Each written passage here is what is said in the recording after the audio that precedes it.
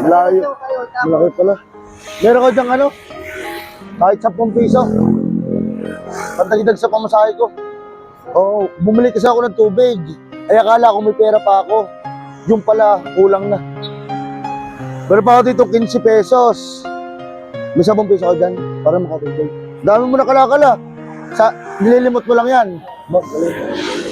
Galing. Ba, 10 piso nga ano. Thank you. Pandagdag ko. Pandagdag. Lapit ka dito kuya, lapit ka dito. Ito ka.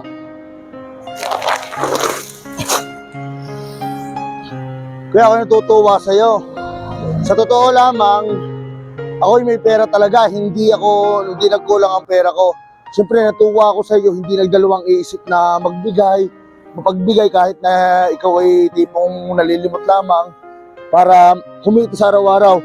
Ngayon, itong 10 piso na binigay mo sa akin, ibabalik ko na sa iyo. Tapos itong dala kong bigas ay para sa iyo. Kunin mo, para sa iyo yan ha. Ingat.